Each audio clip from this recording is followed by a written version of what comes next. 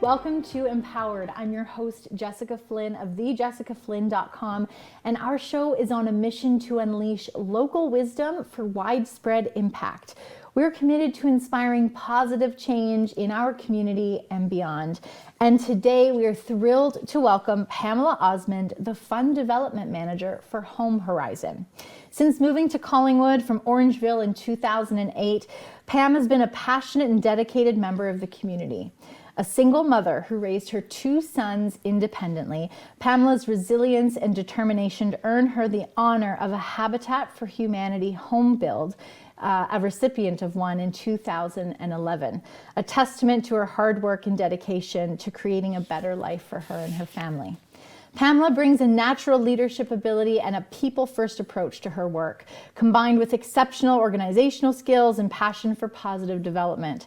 With years of experience in the hospitality, corporate events, and ski industries, Pamela has consistently proven to be an asset to every team that she joins. Beyond her professional achievements, Pam has dedicated herself to giving back. She's volunteered with numerous organizations, including Big Brothers Big Sisters of Southern Georgian Bay, Habitat for Humanity, the YMCA Collingwood, and the Door Youth Center in Orangeville. She also serves on the Collingwood Affordable Housing Task Force and has contributed to local initiatives like the Downtown BIA Passageway Public Art Committee, a true champion of our community. Pam embodies the spirit of a community that deeply cares for the well-being of its members. As the Fund Development Manager for Home Horizon, Pamela's commitment to empowering at-risk youth and creating a brighter future for our community is a reflection of her belief in the transformative power of compassion and action.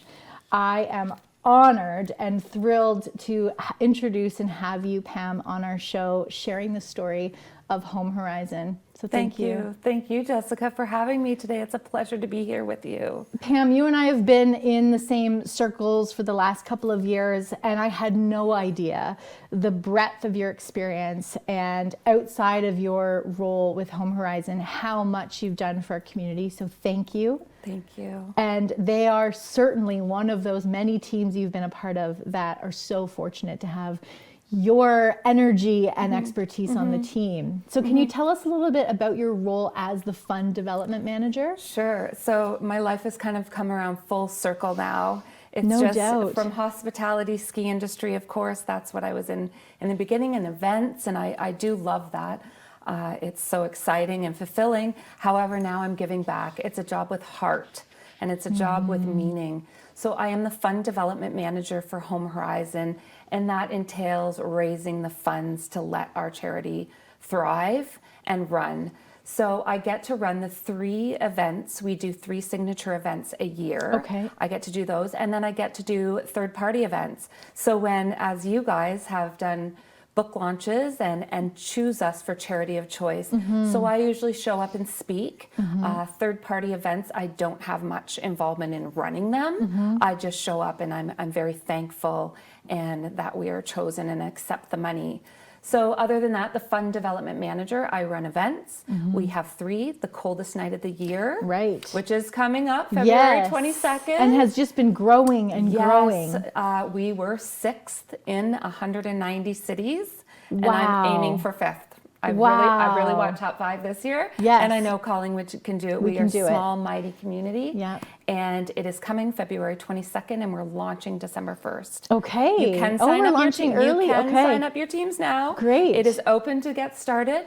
The Barbara Widerhouse staff team is already Pumped. already fundraising. So they're Fantastic. doing great. Awesome. And then the one we just finished was Spirit Tour of Collingwood, which raised over $640,000 raised. So Wow. it was an incredible, fun event. Can you tell me a little bit more about that event? Spirit Tour of Collingwood is an annual event. We just had our 10th year, and it It showcases local venues. So we hop on a bus at a ski club, dress up. Yes. It's always a themed costume party. It's the Saturday before Halloween. So spirits and spirits. Got it. We hop onto a bus, 4 buses, and we go to 4 different locations and have spirits that are donated, fully donated by the community. Wow. So we have a lot of supporters. And you said that raised over $600,000? $64,000. $64,000. So we have a live auction in one day. So we go back to the ski club, live auction, silent auction, dinner and dance. Oh, what a great event. It was a great event, and everyone is so positive and already putting it in their calendar for next year. Done. Perfect. Done. Okay, It's so that's great. 2. And then the third? The third, we have just finished up Bowls for Beds. Okay. 15 years running. Wow. We have decided to end it there. Yep. It's a very big undertaking for potters, Yes. for artists. Yes. Going into the schools, doing the soup event. It was a great Right. event. Yeah. It was, but it's time. It's done its course. So Yeah, we'll look I'm into looking to 2025. replace it in May, June, Excellent. which the wheels are spinning. Good. So Pam, I was so excited to do this episode because, you know, I've volunteered for the coldest night of the year for many years. I really, really appreciate and can't believe the amount of need we have for a service like Home Horizon.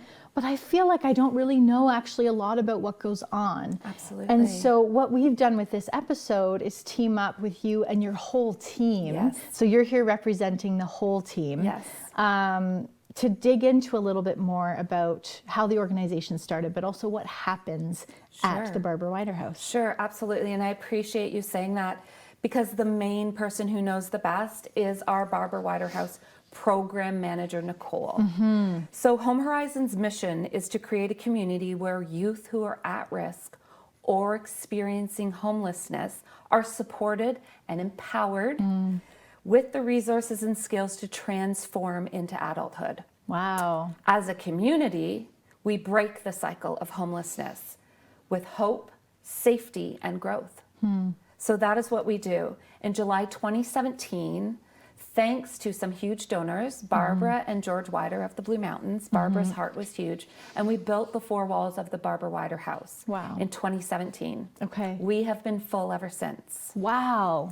And then in 2022, Alaire Homes helped us build an expansion from 6 beds to 10 beds. Wow. That's a 60% increase that we needed. And we have been full ever since. Wow. So we have a wait list. We always have had a wait list in the double digits, and we call it our warming list. Right. We keep a warm hold on those youth until we can get them in, hopefully. Okay.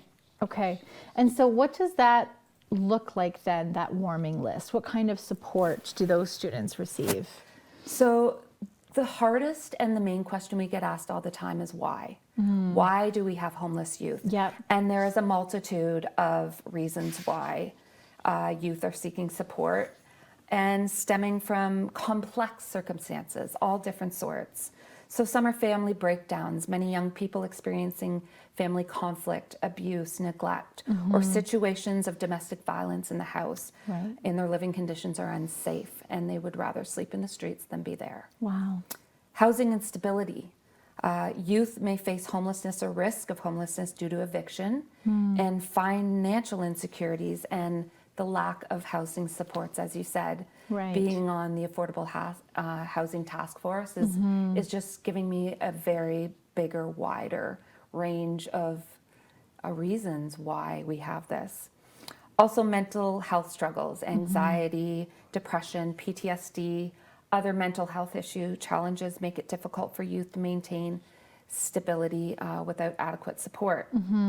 Substance abuse and addiction, huge one.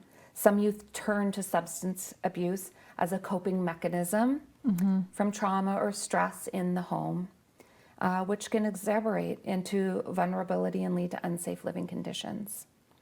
Systematic barriers, challenges like poverty and discrimination, or lack of access to education and employment opportunities often compound other issues. Home Horizon provides a safe space and tailored support to help youth navigate these challenges. We help build resistance and work towards stable futures for them. Wow. So I think in a relatively small community, it's not in our faces. I think more and more now, the impact of substances being easier to come across, I guess, or housing where that might break up a family, where maybe an older child is left to figure it out if all of a sudden there isn't enough room there's a change. That's right. We just don't see that. And the trends since COVID, the lockdown had a huge effect, and we did see a very big increase there. Being stuck in your abusive family or your family that are struggling with addictions, there was no safe places in lockdown. There was no safe places to go to. School is a safe place for some of these children. Absolutely. And just bringing the awareness that we all don't come from the same family homes. You know, that is my bottom line, to educate people, to encourage parents to talk to their young people, that we don't all come from the same families. I was just recently invited to Admiral School. They have a care program. Okay. And it's students that chose Home Horizon. They already knew about us, and possibly through coldest night of the year, because some of them did it through their brownies or scouts. Right. But they knew what we were about, and they wanted to help homeless youth. So Incredible. when I spoke to them this week, I said, you don't necessarily know what the student beside you is going through. Nobody talks about being homelessness. It's not something people just go out and talk about until you ask, how are you doing? How are you doing? How are things? Right. And that is what happened to the manager of Home Depot. He was standing next to one of his 17-year-old employees and said, how are you? And the boy broke down and says, I'm living in my car in the parking lot. And he was just like, he had no idea until you ask, how are you? Right. And pull that out. And I encourage parents to talk to their youth and say, when a young person says, hey, can I come hang at your house tonight? Hey, can I sleep over tonight? Hey, can I come over tonight? These are clues. These are clues. Right. And you could ask, hey, could we go to your house? And you need to prepare your kids and young people that they may be going into some situation that is completely unexpected. But how they deal with them is to say, hey, do you know about Home Horizon and the Barbara Wider House? Right. They have resources to help you. They have counseling services. They can get you through on a list on the process to help you out. Right. But it all starts with that empathy and looking over and asking and engaging with our community. So thank you, Pam. That gives us an incredible segue. After the break, we're going to ask a little bit about what happens in the Barbara Wider House. What are these resources? What is a day in the life of a client, of a young person who has come into this support that our community desperately needs? And I'm really excited to dig in and to share that with you. So tune in after the break to Empowered with your host, Jessica Flynn.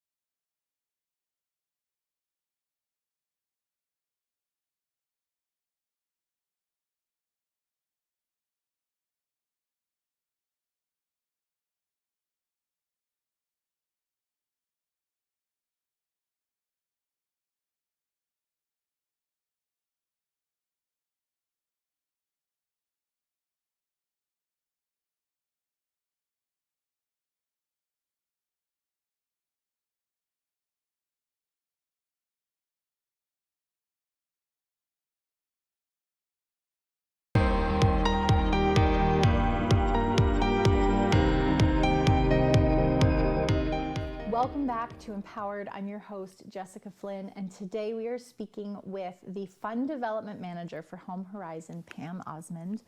Pam, I'm so excited for this question because I've been asking in my mind this question: what happens at Barbara Wider House with these youth that are fortunate enough to get the support. So could you, I know you and your team spent some time painting a picture of what a day in the life of a youth Exactly. looks like. So Nicole answered this question for Thank me you, because she Nicole. is the house program manager. There is no such thing as a typical day Great in answer. a house full of teenagers. Yes. Each youth is focused on their own self-identified goals. Some are attending school, others are employed, and many are working on improving their mental health by attending therapy. Okay. Every evening, they prepare a family-style dinner for the youth and fostering a sense of community. Yeah. So they're bringing it in together.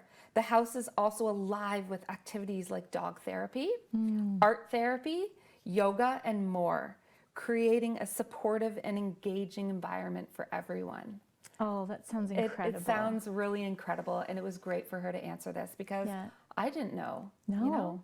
no. I And the have- point that it is going to be, it's not you come in this house and this is how we do things. Yeah. Recognizing Yeah. that everyone's journey to coming to the house was different. Yes. And so everyone's healing journey and empowerment journey is Yes. going to be different. Absolutely. Our programs are designed for us, without us, and it is all designed for the individual.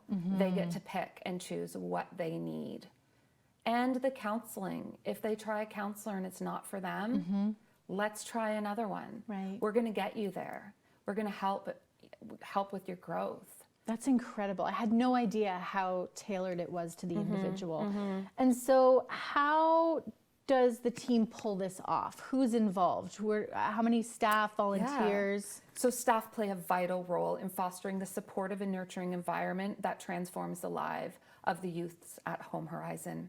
Staff is provided 24/7. Wow. So that is a huge, huge thing that some people don't know. Offering guidance with daily tasks, addressing emotional needs, helping youth work towards long-term goals. So they're helping them, guiding them, talking to them.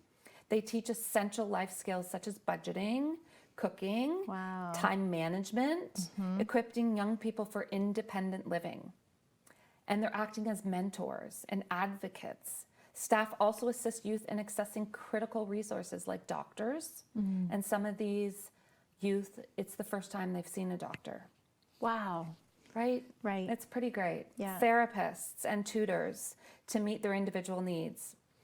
Volunteers further enrich this environment by bringing special skills through activities like therapy, yoga, and workshops, while also helping to create community connections and offering additional encouragement. Together, staff and volunteers provide consistent support and positive role modeling, which helps youth feel valued, empowered, and confident as they navigate challenges and work towards building themselves a brighter future. So we have 5 youth workers, Okay. 2 overnight staff. We have 2 residential caseworkers. Those are specific to work their cases, to get them everything they need knocked off, really focused on them and helping them succeed. Okay. We have 2 youth outreach workers. That's boots on the streets. Okay. So they are going to find the youth where they're at. Really? So they go find the couch surfers. They go into some pretty precarious situations. Wow. We have just recently hired the second youth worker. Before it was, she was going in with EMS, firefighters, police officers. Now that there's 2, they go into encampments together. So they find the youth where they're at, and that is ages 16 to 29. Wow. We I had no raised idea that you had that outreach. The outreach program is huge, and it's very important. We also have one Youth Thrive coordinator. Okay. That is Tessa, who creates those community connections. She connects the youth with the boxing club, with the gym, with the bowling alley, Right. with the yoga classes. Yep. So she makes the community connections. Okay. And then, of course, we have the one Barbara Widerhouse program manager, Nicole, who holds everybody down. Yeah. I could see it in your face. She's a bright. She's bright. They are all bright. Yeah. They are all incredible Yeah. youth workers. They are passionate. When I met them all last Christmas for our Christmas dinner, And I thought, you guys are so young, Right. you know, in their 20s. Okay. And I didn't realize so that either, that the educated. staff was so young. They're so young, Okay. and they're so educated and passionate about helping youth thrive. Yeah. You know? And you used the word consistent earlier, and I would imagine that for young people that find themselves in the need of this type of support, they probably haven't experienced a lot of consistency yet in their young lives. No.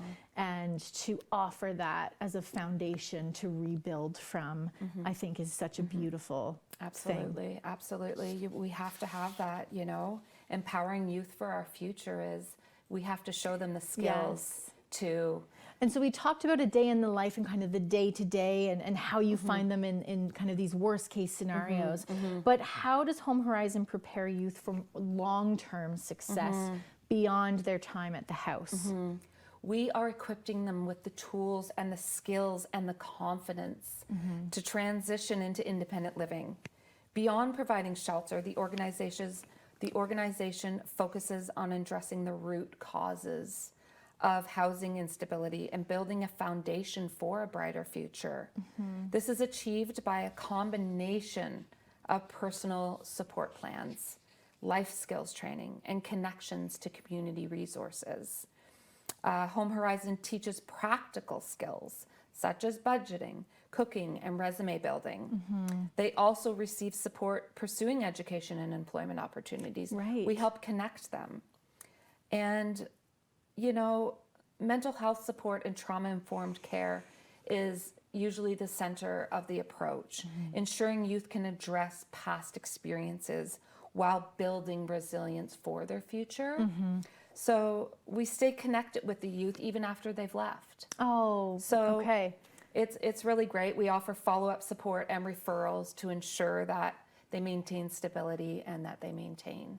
Can you tell us a success story of, you know, someone who's gone through this kind of support and maybe what they're up to now? Or Yeah, we've just recently had a girl graduate and move off to university. wow, university. So yeah, and she called us to say that she has had her first year's tuition sponsored. Wow.